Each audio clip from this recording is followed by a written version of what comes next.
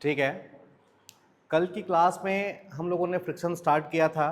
हमने फ्रिक्शन में कुछ बेसिक चीज़ों को डिस्कस किया था, लाइक इंट्रोडक्शन ऑफ फ्रिक्शन, जिसमें हमने देखा था कि फ्रिक्शनल फोर्स क्या होता है।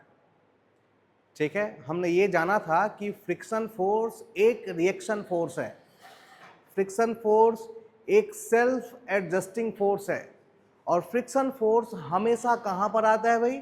दो कॉन्टेक्ट सरफेस के बीच में डेवलप होता है।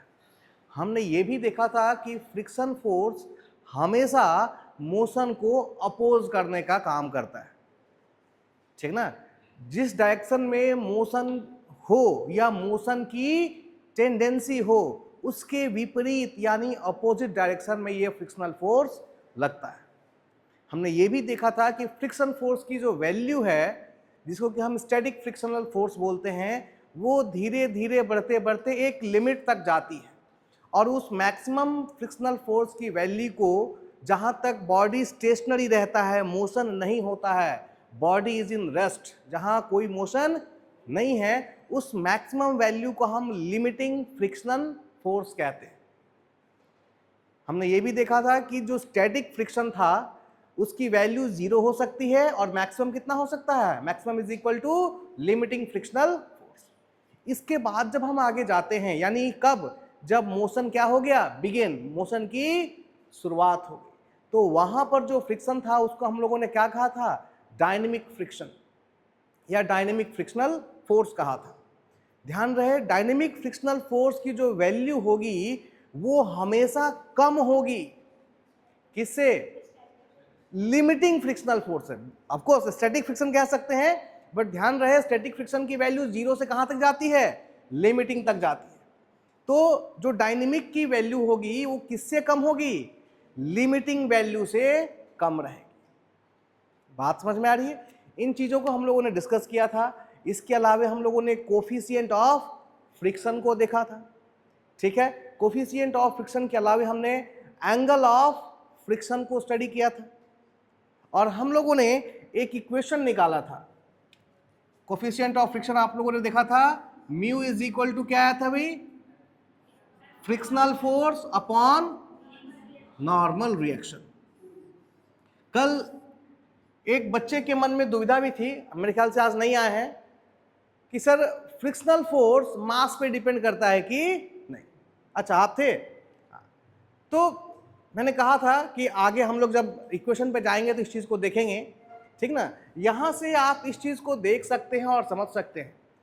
डायरेक्टली कहें तो फ्रिक्शनल फोर्स मास पे डिपेंड नहीं करता डायरेक्टली। क्यों भाई डायरेक्टली क्यों डिपेंड नहीं करता? क्योंकि अगर आप देखें इक्वेशन से, यहां पे F it is the frictional force, this frictional force is mu into R, ठीक ना। तो इस इक्वेशन में कहीं आपको मास देखने के लिए नहीं मिलता, बट इनडायरेक्टली मास का कहीं ना कहीं इफेक्ट होता है किसके ऊपर? फ्रिक्शनल फोर्स के ऊपर। किसके कारण? Just because of this normal reaction. Normal reaction के अंदर मास छुपा हुआ है। अगर आप देखें, अगर इसका मास m है तो नीचे की तरफ वेट काम करेगा, और रिएक्शन किधर मिलेगा हमें? ऊपर। इक्विलिब्रियम केस में R इज इक्वल टू क्या होता है? R किसके बराबर होता है भाई? mg के बराबर। बात समझ में आ रही है? सो अगर आप यहां F is equal to mu और R की जगह क्या पुट करें, अब आप देख सकते हैं, बिकॉज म्यू की वैल्यू क्या है? कांस्टेंट है, जी भी क्या है? कांस्टेंट है। इसका मतलब अगर आप मास को बढ़ाएंगे तो अल्टीमेटली कौन बढ़ेगा? फ्रिक्शनल फोर्स की वैल्यू बढ़ेगी या फ्रिक्शन बढ़ेगा।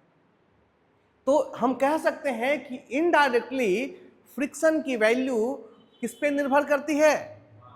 बट डायरेक्टली हमको कोई रिलेशनशिप देखने के लिए नहीं मिलता। बात समझ में आ रही है? ध्यान दें, ये तो हॉरिजॉन्टल सरफेस के केस में हुआ। अगर आप इंक्लाइंड सरफेस लें तो यहां भी आप देखेंगे,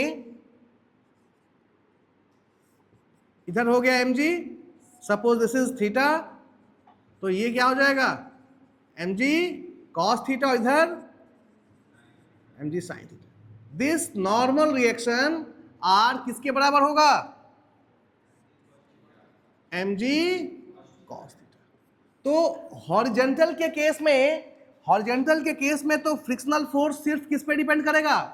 मास पे। लेकिन यदि हम इंक्लाइंड का केस लें, उस केस में क्या होगा भाई? जरा ध्यान से देखें।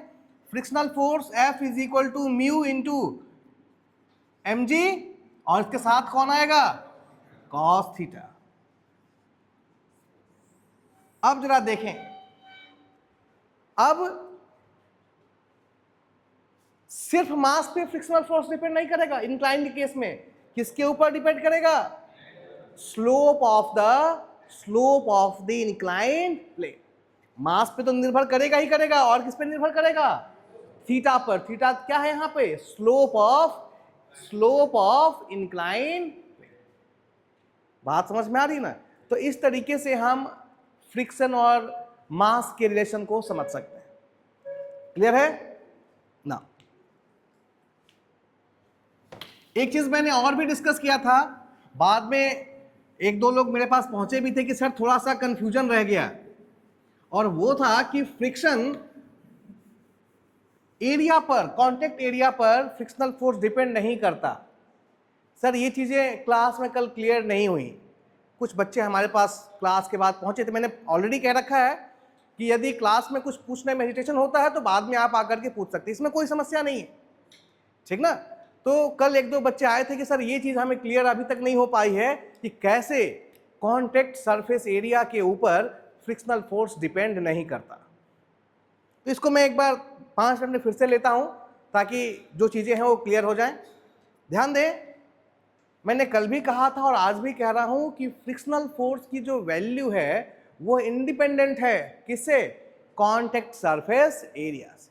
अब ऐसा क्यों कहते हैं? इसका कुछ रीजन है, ठीक ना?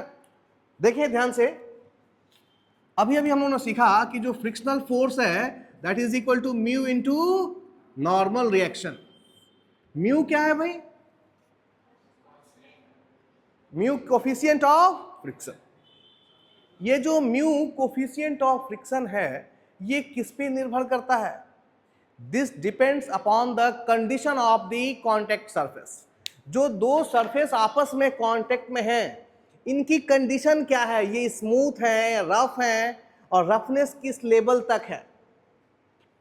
अगर ये दो सरफेस ज्यादा रफ होंगे तो म्यू की वैल्यू क्या होगी? म्यू की वैल्यू क्या होगी भाई? बढ़ जाएगी, म्यू बढ़ेगा। और अगर सरफेस को स्मूथ कर दे तो म्यू की वैल्यू क्या होगी? कम होगी। क्लियर है ना?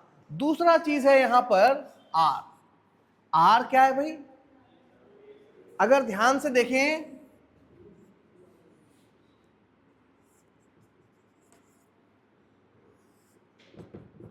दिस इज द आर, ये है नॉर्मल रिएक्शन।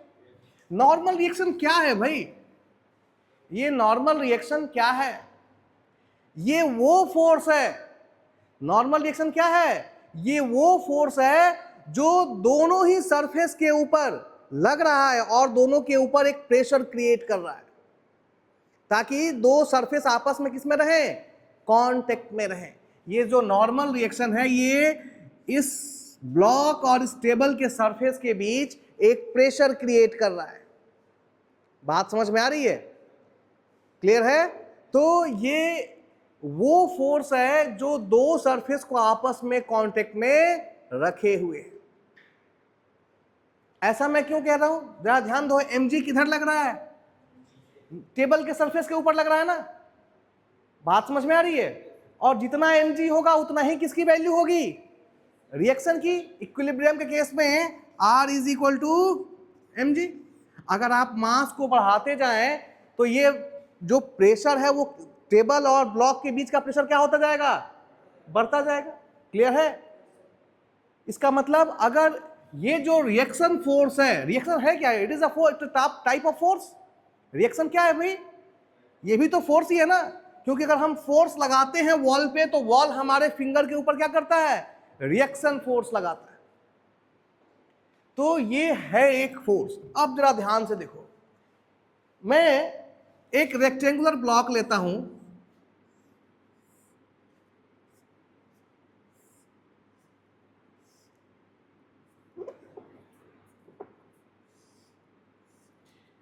इसका सरफेस क्या है, ज्यादा सरफेस कांटेक्ट में है, ठीक है। और अब मैं इसी ब्लॉक को क्या कर देता हूं,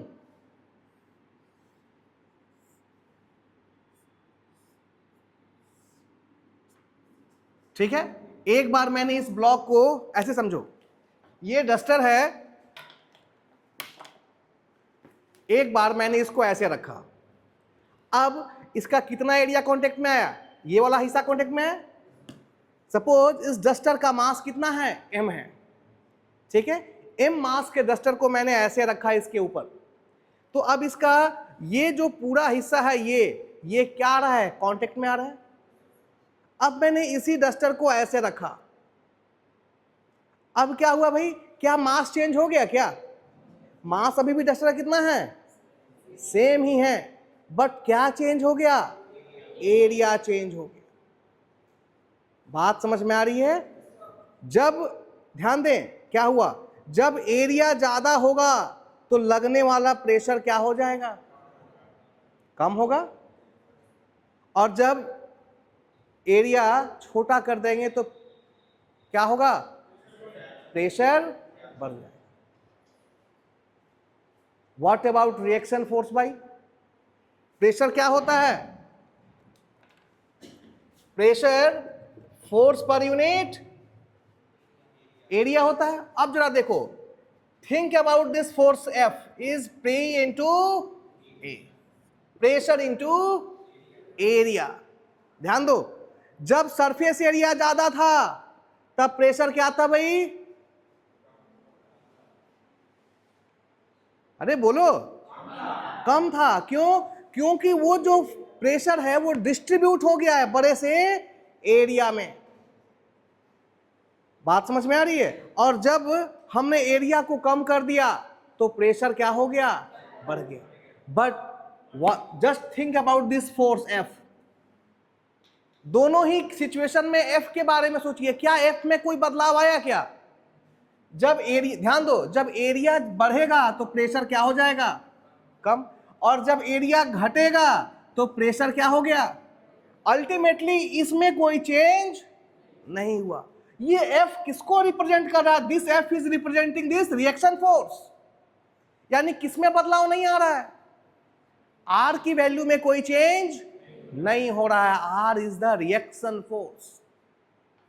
और ऐसा क्यों हो रहा है, जैसे ही एरिया बढ़ रहा है प्रेशर की वैल्यू कम हो जा रही है, और जब एरिया कम होता है तो प्रेशर बढ़ जाता है। फिर से समझो इसको, F is equal to pressure into area. अगर आप एरिया को इस केस में, जब इसको हमने ऐसे रखा है तो एरिया बढ़ रहा है, लेकिन at the same time pressure क्या हो रहा है, कम, क्योंकि mg जो था इसका वो डिस्ट्रीब्यूट हो गया कितने एरिया में, ज्यादा बड़े एरिया में, तो प्रेशर क्या हो गया। और जब ऐसे रखा तो mg तो अभी भी वही है, बट एरिया क्या हो गया है, कम हो गया, जिसके कारण प्रेशर की वैल्यू क्या हो गई, सीधी सी बात है, जब एरिया घट रहा है तो प्रेशर बढ़, तो ये वैल्यू सेम रहती है। और जब प्रेशर को आप घटाते हैं तो एरिया अपने आप क्या हो जाता है, तो अल्टीमेटली चेंज किस में नहीं आ रहा है, F। ये वो फोर्स था जो दो सरफेस को आपस में फोर्स कर रहा था एक दूसरे के साथ रहने के लिए, और यही रिस्पॉन्सिबल है किसके लिए, इस रिएक्शन फोर्स। ये रिएक्शन फोर्स ही जिम्मेदार था ताकि ये दोनों सरफेस आपस में किसमें रहे, कांटेक्ट में रहे। और frictional force B into R के ऊपर निर्भर करता है। हमने देखा कि एरिया बढ़ने या घटने से किसमें बदलाव नहीं हुआ, R में चेंज नहीं हो रहा है। और म्यू किस पे निर्भर कर रही है भाई, condition of the contact surface, roughness और स्मूथनेस पे। इसीलिए कांटेक्ट एरिया का फ्रिक्शनल फोर्स से कोई लेना देना नहीं है, और हम कह सकते हैं कि frictional force contact surface area से इंडिपेंडेंट होती है। क्लियर है। इन टॉपिक्स के बाद आज हम लोग देखेंगे, अभी तक हम लोगों ने जितने भी केसेस लिए हैं, ठीक ना, वो हॉरिजेंटल सरफेस के लिए हैं, जबकि अगर आप अपने सिलेबस में देखेंगे तो आपके पास दो केसेस आपको स्टडी करनी है, friction in case of horizontal plane and friction in case of incline plane. आज हम लोग शुरुआत करने वाले हैं friction in case of inclined plane. आइए देखते हैं।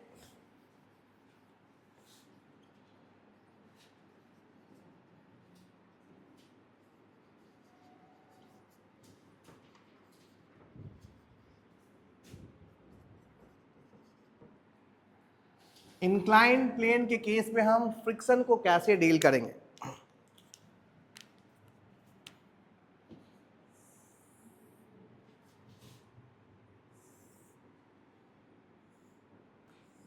Theta is angle of inclination, ठीक ना। यहां थीटा क्या है? Theta is the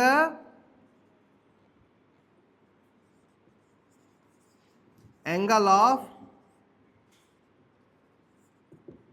inclination of plane. किसके साथ? विथ ये जो हॉरिजॉन्टल लाइन है इसके साथ कितना एंगल बना रहा है प्लेन, वो कौन बता रहा है हमें? थीटा बता रहा है। बात समझ में आ रही है? सपोज इसके ऊपर एक ब्लॉक है जिसका मास कितना है? m है, ठीक है। तो इसका वेट इसके सेंटर ऑफ ग्रेविटी से नीचे की तरफ काम करेगा। Suppose this is mg। ध्यान दें, अगर ये एंगल थीटा है तो ये कितना होगा? 90। ये एंगल कितना हो जाएगा? 90 माइनस। अब जरा देखें, चूंकि कल ही मैंने डिस्कस किया था कि हम लोग यहां पर जो भी करेंगे विथ रिस्पेक्ट टू प्लेन करेंगे, ठीक ना। कल हमने फोर्स डिसाइड किया था, tangential force and normal force. किसके रिस्पेक्ट में? With respect to the plane. So यहां पर ये हमारा प्लेन है, इंक्लाइंड प्लेन, तो इसके रिस्पेक्ट में देखें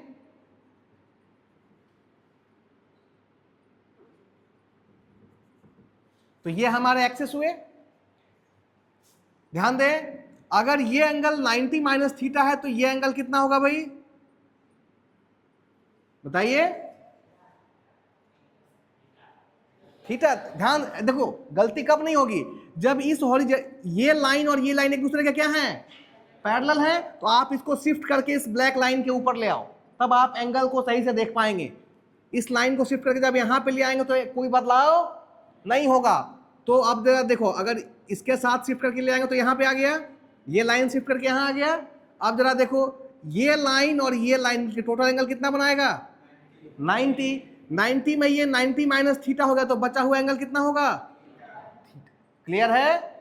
अब देखो, mg को जब रिजॉल्व करेंगे तो इधर क्या आ जाएगा? mg cos थीटा, और इस डायरेक्शन में mg sin। बात समझ में आ रही है? ये सरफेस है तो नॉर्मल रिएक्शन किस डायरेक्शन में होगा? ये आपका नॉर्मल रिएक्शन आर। और ध्यान दें, इंक्लाइंड प्लेन पे ऐसे रखा हुआ है तो ब्लॉक की टेंडेंसी, प्रवृत्ति किधर जाने की होगी? नीचे या ऊपर? नीचे। हमें पता है कि फ्रिक्शनल फोर्स हमेशा जिधर टेंडेंसी होती है उसके क्या लगता है? ऑपोजिट डायरेक्शन में लगता है। तो फ्रिक्शनल फोर्स का डायरेक्शन क्या होगा भाई? ये होगा फ्रिक्शनल फोर्स। ध्यान दें, यहां पर ब्लॉक मूव नहीं कर रहा है, ब्लॉक एक जगह क्या है? स्थिर है, ठीक है। अभी कोई मोशन नहीं हो रहा है। सीधी सी बात है, अगर मोशन नहीं हो रहा है तो सिस्टम किस अवस्था में है भाई? इक्विलिब्रियम में है। अगर मोशन नहीं हो रहा है तो सिस्टम किस अवस्था में है? और इक्विलिब्रियम में होने के कारण नेट फोर्स की value parallel to plane and perpendicular to plane क्या होगा? 0 होगा। बात समझ में आ रही ना? Since there is no motion the system is in equilibrium. System किस में है? इक्विलिब्रियम में है।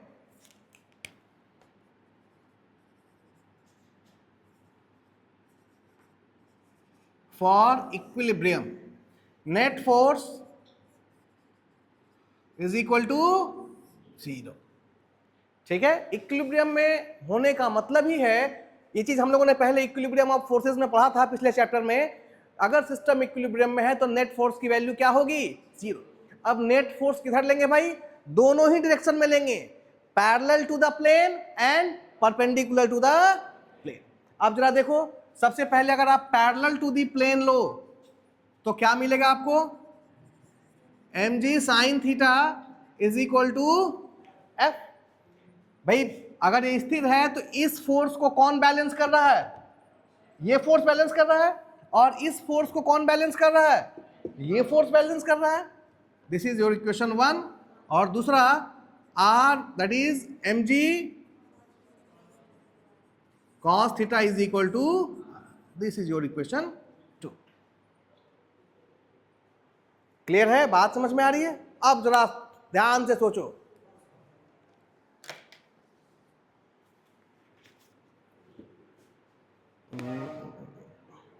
एक कॉपी दीजिए, वो कॉपी दीजिए।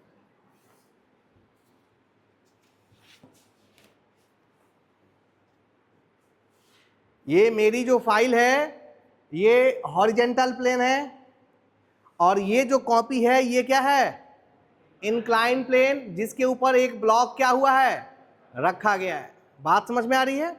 अभी तक ब्लॉक में कोई मूवमेंट। अब मैं क्या कर रहा हूं, धीरे धीरे थीटा की वैल्यू बढ़ा रहा हूं। ध्यान से देखिएगा,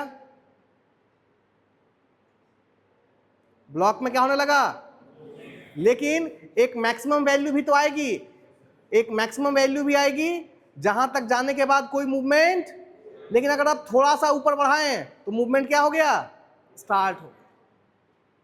तो जैसे जैसे जैसे जैसे हम लोग थीटा को इंक्रीज करेंगे, ध्यान दें, जैसे जैसे इस थीटा को बढ़ाएंगे तो ये जो प्लेन है वो धीरे धीरे किधर जाएगा, ऐसे होता जाएगा। उस स्थिति में किसमें बदलाव आएगा, कौन इंक्रीज करेगा, एज थीटा इंक्रीजेस। जब हम थीटा को क्या करेंगे, बढ़ाएंगे, जैसे जैसे थीटा को बढ़ाएंगे ये mg साइन थीटा जो कंपोनेंट था इसकी वैल्यू भी क्या करेगी, बढ़ेगी। बढ़ेगी ना, हाँ जी। आखिर एक समय के बाद ये नीचे क्यों आने लगा, क्योंकि ये फोर्स क्या हो रहा था, बढ़ने लगा, इसकी वैल्यू ज्यादा हो गई। किससे ज्यादा हो गई भाई, किससे, लिमिटिंग फ्रिक्शन की वैल्यू से।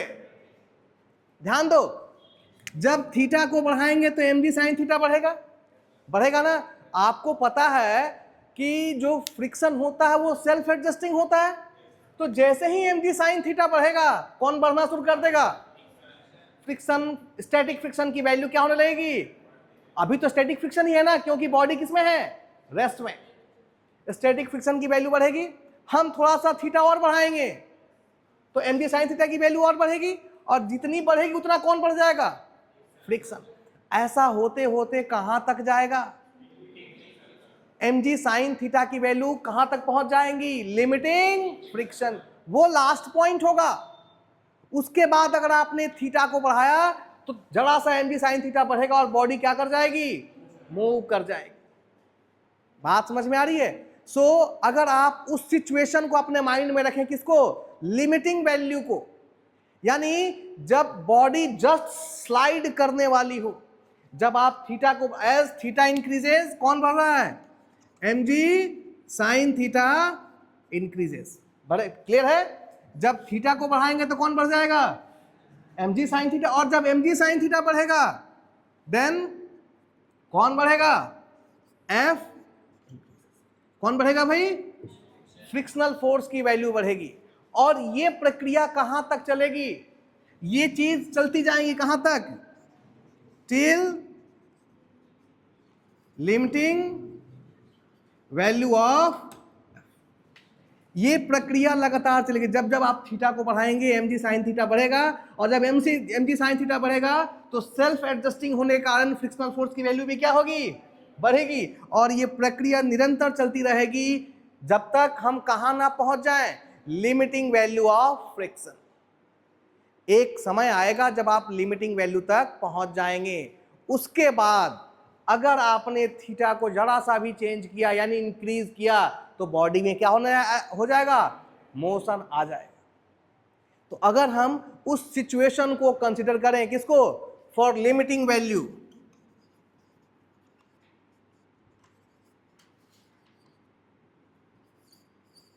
थीटा की कोई ना कोई लिमिटिंग वैल्यू होगी, ठीक ना, जहां पर क्या होगा, फ्रिक्शनल फोर्स कहां पहुंच जाएगा, अपने मैक्सिमम वैल्यू के पास पहुंच जाएगा। उस वक्त for limiting value of theta आप F इज इक्वल टू क्या लिखेंगे, म्यू इंटू आर लिखेंगे, क्या लिखेंगे, mu into R. For limiting value of theta let theta is equal to theta R. समझे?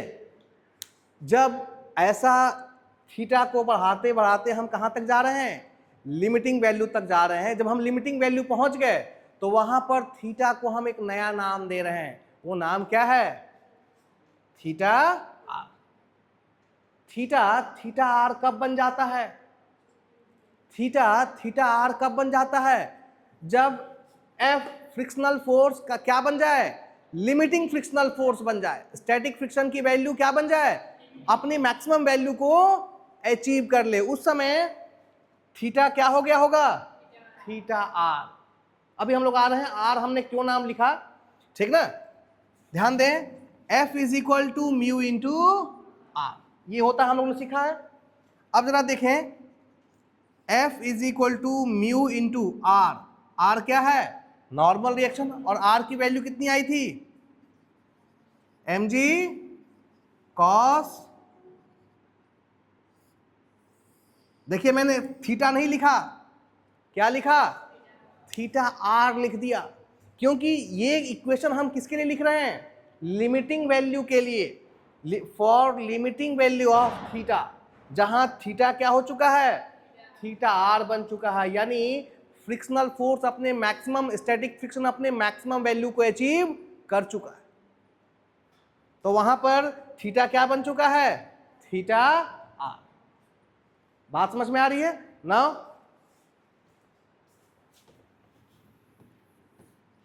अब देखें,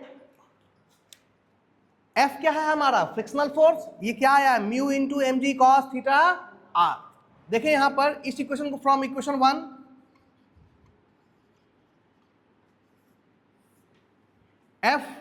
F इज इक्वल टू क्या था भाई, mg साइन थीटा, और यहां पर F की जगह हम क्या पुट कर देंगे,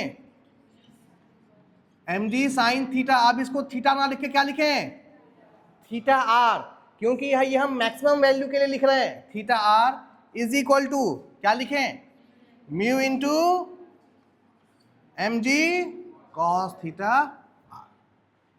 mg और mg cancel, sine theta R upon cos theta R. So mu is equal to sine theta R upon is equal to, बात समझ में आई? सो यहां से म्यू इज इक्वल टू, ध्यान दें, ये जो थीटा आर है इसको हम लोग कहते हैं एंगल ऑफ रिपोज। क्या कहते हैं? इसीलिए थीटा का नाम क्या दिया, आर दिया, theta R. Angle of repose वो एंगल है, ध्यान दें, एंगल ऑफ रिपोज हम इसी एंगल को कह रहे हैं, इसी थीटा को थीटा आर कहते हैं। कब? ये थीटा को बढ़ाते बढ़ाते हम उस जगह चले गए जहां से ब्लॉक क्या करना शुरू कर दिया, मूव करना शुरू, मूव जस्ट करने वाला हो, उस पर जो थीटा की वैल्यू होगी उसी को हमने क्या कहा, थीटा। इसका मतलब एंगल ऑफ रिपोज वो एंगल है जो किसके बीच में बन रहा है, plane and horizontal. Horizontal plane के साथ जो एंगल बनाता है उसी को एंगल ऑफ रिपोज कहते हैं। बट ये वो एंगल होता है जहां मोशन जस्ट स्टार्ट होने वाला हो। तो एंगल ऑफ रिपोज समझ में आया? अब जरा बताओ, कोई भी बॉडी अगर theta, if theta is equal to theta R, तो क्या होगा भाई, बॉडी में मोशन क्या हो जाएगा, स्टार्ट हो जाएगा, किसी फोर्स की आवश्यकता नहीं पड़ेगी। जैसे ही थीटा थीटा आर के बराबर होगा, motion is about to start, उसी समय मोशन क्या होगा, स्टार्ट। और अगर theta is less than theta R, तब तक बॉडी में कोई मोशन नहीं होगा। क्लियर है? बात समझ में आ रही है? इस सिचुएशन में, इस सिचुएशन को हम दो तरीके से लिखते हैं, theta is greater than equal to theta R, यानी थीटा आर के बराबर भी हो सकती है और ज्यादा। दोनों ही सिचुएशन में क्या होगा? मोशन होगा। ये ब्लॉक नीचे की तरफ आना शुरू कर देगा। और इस केस में क्या होगा भाई? If theta is less than theta R, कोई मोशन। लेकिन अगर आपकी इच्छा है कि नहीं ये यहां से किधर आए, नीचे आए, तो क्या करना होगा? आपको कोई ना कोई एक्सटर्नल फोर्स अप्लाई करना पड़ेगा, तभी तो ये नीचे आएगा। अगर ये सिचुएशन है कि थीटा की जो वैल्यू है वो एंगल ऑफ रिपोज से कम है और आप चाहते हैं कि ब्लॉक नीचे की तरफ स्लाइड करे, तो ये अपने आप होने वाला नहीं है। उसके लिए आपको सिस्टम के ऊपर क्या करना होगा? कोई ना कोई फोर्स, एक्सटर्नल फोर्स लगाना है। बात समझ में आ रही है? तो सबसे पहले तो यहां पर एंगल ऑफ रिपोज क्लियर हुआ कि एंगल ऑफ रिपोज क्या है। अब इसको थोड़ा सा आगे बढ़ाते हैं, ठीक ना, कि सबसे पहले इस सिचुएशन को लेते हैं कि इस सिचुएशन में क्या होगा यदि थीटा, ये जो थीटा है वो एंगल ऑफ रिपोज से क्या है? बड़ा है या बराबर है। उस केस में ये ब्लॉक मोशन स्टार्ट कर देगा। अब मोशन दो तरह के हो सकते हैं। पहले केस में ये यूनिफॉर्म वेलोसिटी के साथ है, और अगर यूनिफॉर्म वेलोसिटी के साथ चलेगा तो क्या चीज जीरो होगी भाई? एक्सेलरेशन। अगर वेलोसिटी कांस्टेंट है तो एक्सेलरेशन कितना होगा? जीरो। तो दो सिचुएशन बनते हैं कि अगर ये नीचे आ रहा है तो दो सिचुएशन है। पहला, ये यूनिफॉर्म वेलोसिटी से आ सकती है, कांस्टेंट वेलोसिटी से आ सकता है। दूसरा, इसके पास कुछ एक्सेलरेशन हो, यानी वेलोसिटी कांस्टेंट ना हो, ठीक ना। तो इन दोनों ही सिचुएशन को डिस्कस करना है कि एक्सेलरेशन की वैल्यू कितनी होगी। अगर यूनिफॉर्म वेलोसिटी से आ रहा है तब एक्सेलरेशन जीरो होगा, और यदि वेलोसिटी यूनिफॉर्म नहीं है उस केस में एक्सेलरेशन की वैल्यू कितनी। इन दोनों चीजों को हमें डिस्कस करना है, ठीक है। आइए देखते हैं। सबसे पहले केस 1 को हम लोग देख रहे हैं, ठीक ना। केस 1 हमने क्या लिया था भाई? जो थीटा की वैल्यू है वो किससे ज्यादा है? ग्रेटर देन और इक्वल टू थीटा आर, ठीक है। इन दोनों ही कंडीशन में ये ब्लॉक यहां से अपने आप क्या करेगा? नीचे मूव करने लगेगा। उस समय कौन सा फोर्स जिम्मेदार होगा भाई? मास। सिर्फ बॉडी का जो वेट होगा उसके कारण आ रहा होगा। क्यों भाई? क्योंकि इस वेट के कारण इस एक कंपोनेंट इधर लग रहा था, कौन सा? mg। तो इसको इधर खींचने के लिए कौन जिम्मेदार है? mg sine theta. तो इसके वेट का ये वाला कंपोनेंट इसको नीचे की तरफ ले आएगा। बात समझ में आ रही है?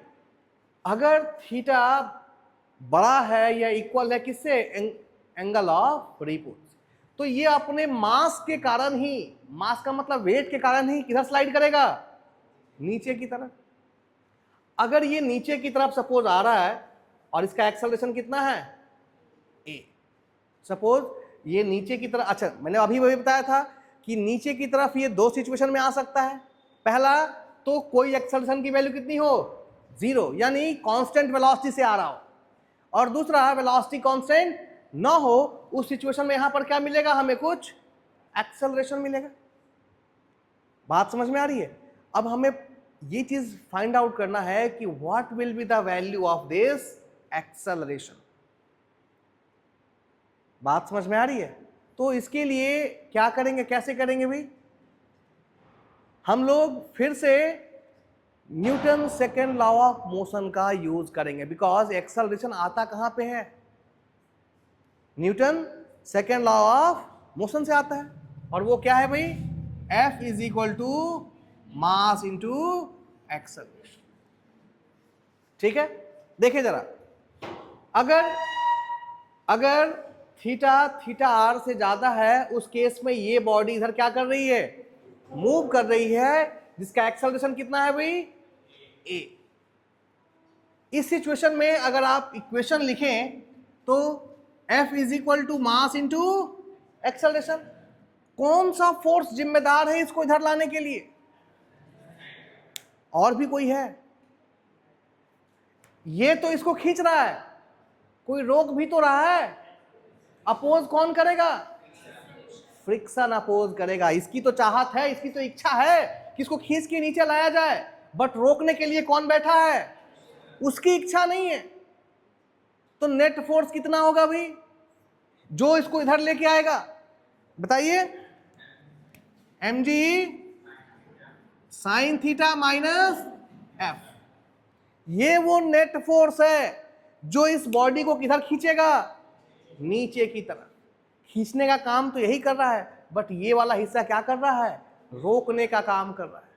बट चूंकि इसकी एक लिमिट है, और वो चूंकि थीटा थीटा आर से ज्यादा हो चुकी है, तो वो लिमिट क्या हो गई है? क्रॉस हो चुकी है। अब ये रोक नहीं पाएगा, अपनी पूरी ताकत तो लगा लिया बट रोक नहीं पाएगा, इसीलिए ये ब्लॉक किधर जा रहा है? नीचे की तरफ। बात समझ में आ रही है? तो ये नेट फोर्स है जो इस बॉडी को नीचे की तरफ। ये नेट फोर्स किसके इक्वल होगा भाई? किसके बराबर होगा? Mass into acceleration. हमने यही तो सीखा है, F is equal to mass into acceleration. ये है net force mg sine theta minus F. Clear है? This is your equation number 1। Clear है? नाउ सेकेंड, ये इस पैरेलल टू द प्लेन हो गया। अगर आप परपेंडिकुलर टू प्लेन देखें, सो R इज इक्वल टू क्या मिलेगा आपको? mg cos theta. This is your equation number 2. Now हमने क्या सीखा भाई? Frictional force F is equal to mu into R, यही सीखा हमने, ठीक ना? ना देखें, F is equal to mu और R की वैल्यू कितनी आई है? mg cos थीटा, ठीक है?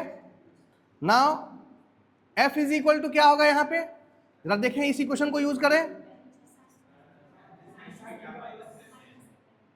इसको उधर भेज दिए तो ये इधर आ जाएगा। So mg sine theta minus ma is equal to mu into mg cos theta. यही है बात, समझ में आ रही है?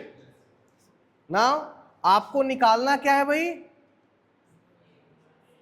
यही तो ये एक्सेलरेशन निकालना है ना, किस एक्सेलरेशन से ये बॉडी नीचे आएगी।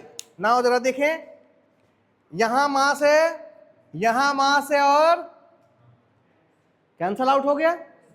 नाउ इसको उधर भेज दीजिए, तो A is equal to G sine theta minus mu into G cos theta. This is the value of acceleration. ये एक्सेलरेशन की वो वैल्यू है जिससे ये ब्लॉक कहां आएगा?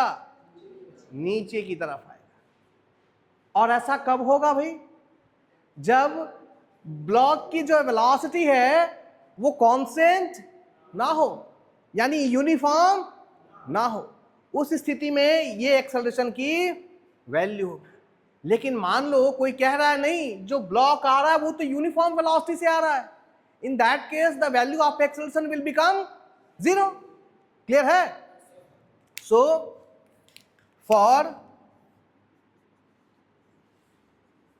Constant velocity of A is equal to 0, अगर ये ब्लॉक कांस्टेंट वेलोसिटी, ध्यान दे, एक्सेलरेशन कब आ रहा है? जब हमने ये माना कि वेलोसिटी कांस्टेंट नहीं है। लेकिन अगर कोई कह रहा है कि नहीं, ब्लॉक तो कांस्टेंट वेलोसिटी से आ रहा था, उस केस में एक्सेलरेशन की वैल्यू क्या हो जाएगा? 0। तो हमने एक्सेलरेशन को क्या मान लिया? 0। कब? When the velocity is constant. In that case इस इक्वेशन की वैल्यू किसके बराबर हो जाएगी? 0। That is G sine theta minus mu into G cos theta is equal to 0, और G sine theta is equal to mu into G cos theta. G cancel out हो गया, और म्यू इज इक्वल टू क्या हो गया? Sine theta upon is equal to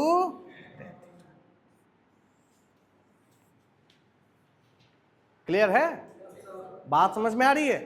तो ये वो सिचुएशन था, फर्स्ट केस, जब हमने ये माना कि जो थीटा है वो किससे बड़ा या बराबर है, एंगल ऑफ रिपोज से।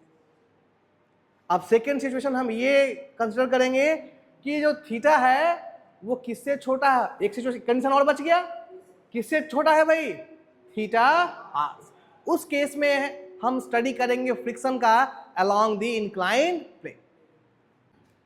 केस 2,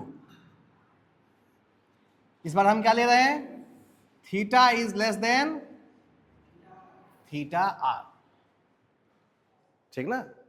अब अगर थीटा आर से थीटा कम है तो ब्लॉक अपने आप तो मूव नहीं करेगा, ये चीज क्लियर है।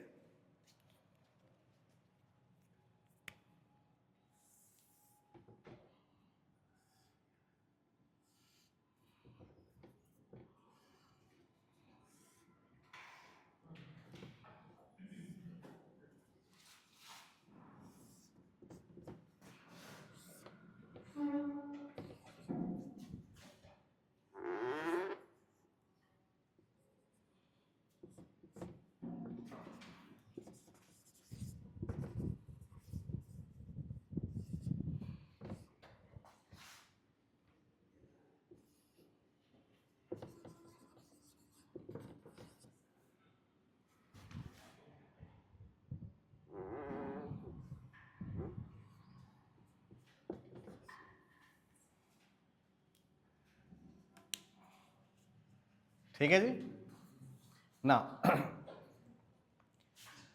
ध्यान दें, इस सिचुएशन को मैंने बताया फिर से। इस बार थीटा की वैल्यू थीटा आर से क्या है, कम है। इसका मतलब ये बॉडी यहीं अटका हुआ रहेगा, इसमें कोई मोशन नहीं होगी, किसी भी कंडीशन में मोशन नहीं होगी। अब हमारी इच्छा ये हो गई कि नहीं भाई, इसको कहाँ आना चाहिए, नीचे आना चाहिए। तो नीचे ये अपने आप आएगा क्या, नहीं, कोई ना कोई एक्सटर्नल फोर्स आपको लगाना पड़ेगा। वो एक्सटर्नल फोर्स इसको कहाँ लेके आएगा, नीचे खींच के ले आएगा। बात समझ में आ रही है, ठीक है। तो हम यहां पर एक एक्सटर्नल फोर्स लगा देते हैं। Suppose this is an external force F, जो इस प्लेन के साथ कितना एंगल बना रहा है। Suppose this force F is making an angle alpha with the plane of inclination। ये जो प्लेन है इसके साथ, देखिए इसी प्लेन के पैरेलल तो मैंने ये लाइन ड्रॉ की है, तो अगर ये इसके साथ अल्फा बना रहा है तो ये इसके साथ भी कितना बना रहा होगा, अल्फा ही बना रहा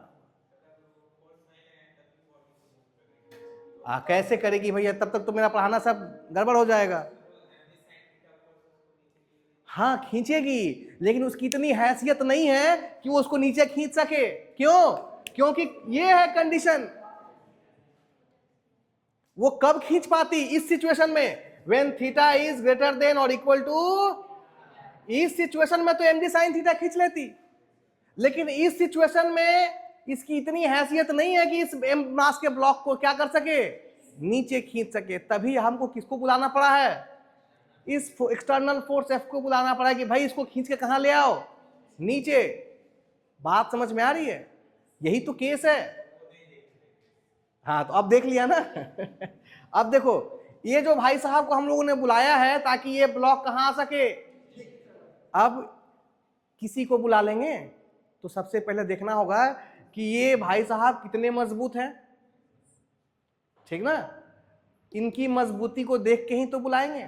तो सबसे पहले हमें ये डिसाइड करना है कि इस फोर्स का मैग्नीट्यूड कितना होना चाहिए जो इस ब्लॉक को कहां खींच सके, नीचे खींच सके। साथ ही हम इस फोर्स को किस एंगल पे लगाएं ताकि हमें मेहनत क्या करनी पड़े, कम से कम करनी पड़े। ये दो चीजें आपको अब डिसाइड करनी है। बात समझ में आ रही है। देखिए ये क्लास कथा लिखने वाली नहीं है, ये पूरी मैथमेटिक्स है, ठीक ना। इसमें कहानी नहीं चलने वाला, ये हम लोग मैथमेटिक्स पढ़ रहे हैं। अब आपको इस फोर्स का वो मैग्नीट्यूड निकालना है जो इसको खींचकर कहां ला सके, दूसरा, इस हमारी कोशिश क्या होगी कि हमें कम से कम फोर्स लगाना पड़े, तो हमें उस एंगल को भी ढूंढना है जिस एंगल पर इस फोर्स की वैल्यू क्या हो, मिनिमम हो, कम से कम हो। फिर उस मिनिमम फोर्स को निकालना है कि वो मिनिमम फोर्स कितना होना चाहिए जिसके कारण ये ब्लॉक क्या करने लगे, नीचे की तरफ स्लाइड करने लगे। ये वो कंप्लीट सिचुएशन है। बात समझ में आ रही है? आइए देखते हैं इसको। जब आप इन भाई साहब एफ को बुलाएंगे तो ये इस प्लेन के साथ कितना एंगल बना रहा है, अल्फा। अब अगर आप इस फोर्स को रिजॉल्व करें तो इसको भी दो डायरेक्शन में रिजॉल्व कर सकते हैं। पहला, इस फोर्स को अगर आप इधर रिजॉल्व करें तो आपको क्या मिलेगा, एफ साइन अल्फा, अल्फा बना रहा है ना, और इस डायरेक्शन में क्या मिलेगा, एफ। और इनको नीचे जाने से कौन भाई साहब रोक रहे होंगे भी, क्योंकि इनकी टेंडेंसी तो नीचे खींचने की है, तो फ्रिक्शन बोलेगा नहीं जाने देंगे, तो उसके उल्टे दिशा में क्या कर रहा होगा, फोर्स लगा रहा होगा। अब ये हो गया हमारा क्या, फ्री बॉडी डायग्राम। यहां पर हम सभी फोर्सेस को देख सकते हैं। अब हम किसको दिमाग में ले आए, इक्विलिब्रियम को, along the parallel to the plane and perpendicular to the plane। तो देखो सिचुएशन क्या बनेगा भाई, कौन कौन से इक्वेशंस बनेंगे बताइए। mg, पहले पैरेलल टू प्लेन लिख रहे हैं, mg sine theta plus f cos alpha, इन दोनों को कौन बैलेंस कर रहा है, f। Take it as equation. और परपेंडिकुलर टू प्लेन देखेंगे तो कौन कौन मिलेगा भाई, mg cos theta is equal to r plus f sine. ठीक है, यहां से हम लोग रिएक्शन निकाल सकते हैं, r is equal to mg cos theta minus, this is your equation 2। बात समझ में आई ना। Again f is equal to mu into r, that is mu into f की जगह क्या पुट कर दे भाई, ये पुट कर दे, mg sine theta plus f cos alpha is equal to mu, और r की वैल्यू भी हमने निकाल ली है, mg cos theta minus f sine alpha. Clear है? नाउ इसको मल्टीप्लाई कर देते हैं, mg sine theta plus f alpha is equal to mu into mg cos theta minus mu into f। अब f वाले को एक तरफ कर देते हैं और mg को दूसरी तरफ कर देते हैं, so f cos alpha plus mu f sine alpha is equal to mu mg cos theta minus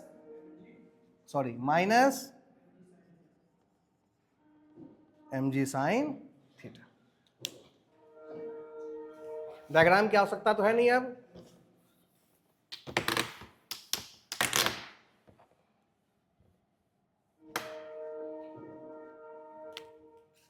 देखें यहां से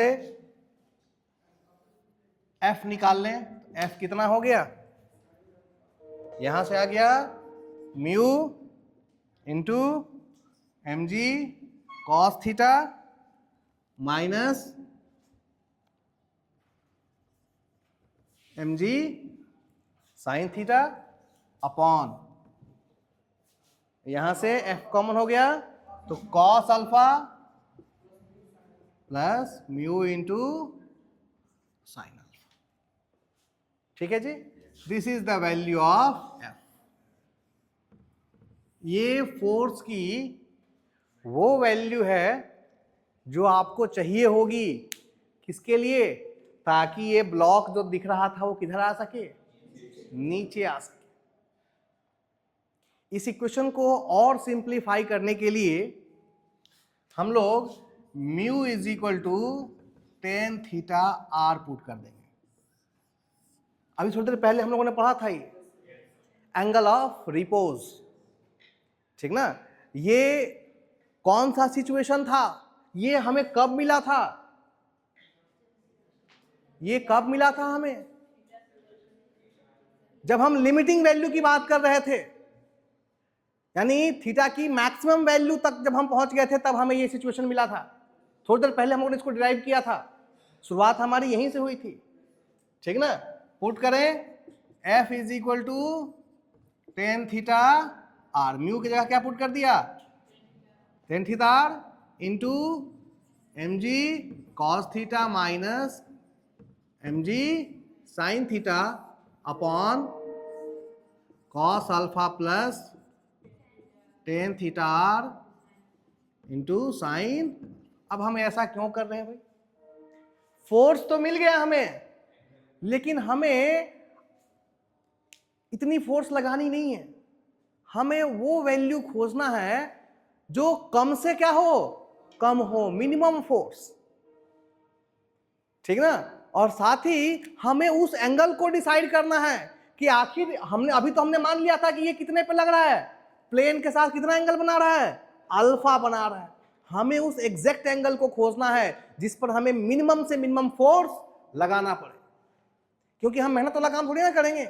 हमारी कोशिश क्या होगी कि कम से कम फोर्स में हमारा काम हो जाए। बात समझ में आ रही है? इसीलिए देखिए हमने लिमिटिंग वैल्यू को लिया। क्लियर है? I now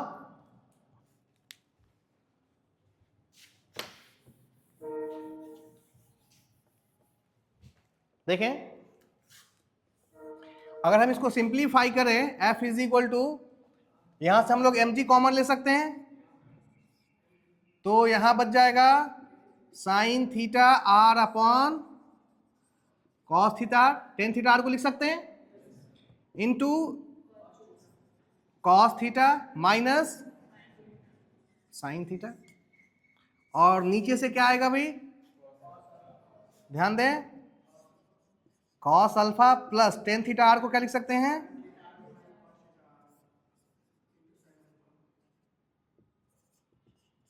into sine alpha. f is equal to, ध्यान दें, इसको सिंप्लीफाई करने के लिए mg और नीचे का एलसीएम क्या हो जाएगा, कॉस थीटा। अब जरा देखो, इसके नीचे का भी एलसीएम ले लेंगे तो इसका भी क्या होगा, और दोनों क्या हो जाएगा, क्लियर है। तो यहां भी एलसीएम ले रहे हैं और यहां भी एलसीएम ले रहे हैं, तो यहां भी कॉस थीटा आर और यहां भी, और दोनों एक दूसरे से क्या हो जाएगा। अब जरा देखो, यहां पर हमने एलसीएम ले लिया तो आया कॉस थीटा, तो यहां पे क्या आ जाएगा, sine theta R into cos theta minus sine theta into, clear है। और नीचे जरा देखें भाई, cos alpha into cos theta R plus sine theta R into sine, और जो भी एलसीएम था वो दोनों क्या हो चुका है, कैंसल आउट हो चुका है।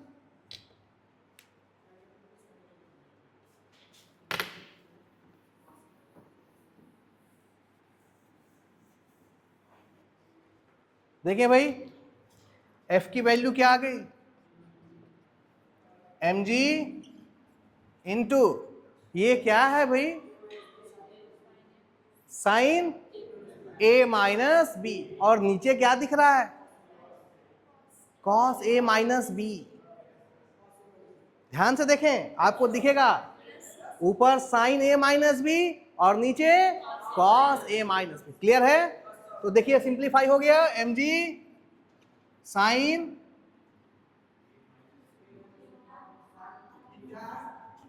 Theta R minus theta, upon cos, इसको ए माना है ना, तो थीटा आर लिख लें इसको, ठीक है। अब कुछ सिंप्लीफाई लग रहा है, इक्वेशन छोटा हो गया, ठीक ना, तो इसको हटा दो, इसकी आवश्यकता नहीं है। This is the value of simplified value of F, ठीक है। अब इसे हमें क्या बनाना है भाई, इस फोर्स को मिनिमम बनाना है, इस फोर्स को क्या बनाना है, मिनिमम, कम से कम। अब जरा देखो ध्यान से, ये एफ मिनिमम कब होगा, जब ये नीचे वाला हिस्सा बड़ा से बड़ा होगा, दिस बाई दिस है ना, ध्यान दे, ए अपॉन बी का रेशियो है, ये रेशियो अगर सी है तो ये सी बड़ा कब होगा, जब नीचे वाला क्या हो, छोटा हो। और अगर आप चाहते हैं कि सी कम हो, छोटा हो, तो बी को क्या कर देना होगा, यहां पर हमें फोर्स को बढ़ाना है कि घटाना है भाई, घटाना है। इसका मतलब नीचे वाला क्या होना चाहिए, बड़ा से बड़ा। अब चींटी बड़ी होगी तो कितनी बड़ी होगी, वैसे ही ये क्वांटिटी कॉस के साथ है ना, ये बड़ा होगा तो कितना होगा, कॉस की मैक्सिमम वैल्यू कितनी हो सकती है, 1 हो सकती है ना। फिर से समझो, हमें इस फोर्स को कम से कम करना है। ये फोर्स कम तब होगा जब नीचे जो डिनोमिनेटर है ये क्या हो, बड़ा से, और चूंकि इसके साथ कॉस है, that is cos theta R minus alpha, इसकी मैक्स, ये बड़ा से बड़ा, मैंने कहा ना कि चीटी कितनी बड़ी हो सकती है भाई, वैसे ही कॉस की वैल्यू कितनी बड़ी हो सकती है, कितना ज्यादा हो सकता है, this should be maximum, it is equal to 1। Cos theta की मैक्सिमम वैल्यू कितनी हो सकती है, इसका क्या मतलब है, इसका मतलब है यहां पे theta R minus alpha should must be 0। बात समझ में आ रही है, ये 1 होगा, जब थीटा 0 होगी तभी तो ये 1 होगा, इसका मतलब theta R minus alpha should must be 0। In that case theta R should must be equal to alpha. इसका मतलब है कि आप ये जो फोर्स लग रहा था, कहां गया फोर्स,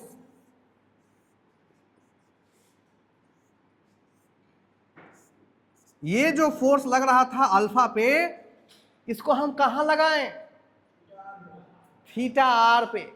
सीधी सी बात है, थीटा आर वो पॉइंट था जहां पर उसके बाद मोशन क्या होने वाला होता है, जस्ट स्टार्ट होने वाला होता है। यानी उस एंगल पर जब वो एकदम अपने आप ही नीचे जाने वाला था, उस पे अगर आप फोर्स लगाएं तो आपको फोर्स क्या लगाना पड़ेगा, मिनिमम लगाना पड़ेगा, कम से कम लगाना पड़ेगा। हाँ जी, सोना नहीं है चलो इधर, बात समझ में आई। तो आप अगर चाहते हैं कि ये फोर्स कम से कम हो, तो आपको जो अल्फा है, यानी जिस एंगल पर आप फोर्स लगाएंगे वो एंगल किसके बराबर होना चाहिए, angle of repose, angle of repose के बराबर होना चाहिए। उस समय आपकी वैल्यू क्या होगी। अब ठीक है, हमने एंगल ऑफ रिपोज पे लगा भी लिया, तो बात आई कि कितना फोर्स लगाएं। बात समझ में आ रही ना। अब हम एंगल ऑफ रिपोज पे तो चले गए, तो हुआ कि ठीक है एंगल ऑफ रिपोज पे तो मिनिमम फोर्स लगाना है, लेकिन कितना लगाना है ये कब पता चलेगा, जब आप ये वैल्यू इस इक्वेशन में पुट करेंगे। पुट करके देखिए, एफ की मिनिमम वैल्यू कितनी होगी, F is equal to M G sine theta R minus theta upon cos, और थीटा आर की जगह क्या पुट कर दें, अल्फा माइनस अल्फा। तो ये कितना हो जाएगा भाई, तो बचेगा क्या,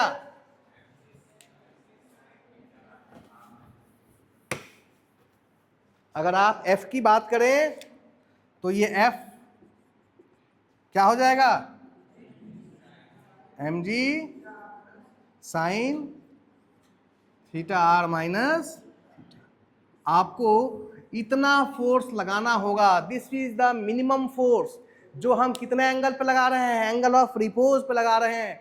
ये वो मिनिमम फोर्स की वैल्यू है, मैग्नीट्यूड है कि अगर हम इतना फोर्स लगा दें तो बॉडी क्या करने लगेगी, नीचे मूव करने लगेगी। क्लियर है? कोई डाउट? चलिए आज यहीं रहने देते हैं। नेक्स्ट डे हम लोग इसको थोड़ा सा, एक सिचुएशन और रह गया है, हम लोग नीचे तो ले आए हैं ब्लॉक को, अगले दिन हम लोग ब्लॉक को कहाँ खींच के ले जाएंगे, ऊपर की तरफ खींच के ले जाएंगे। ठीक है, थैंक यू।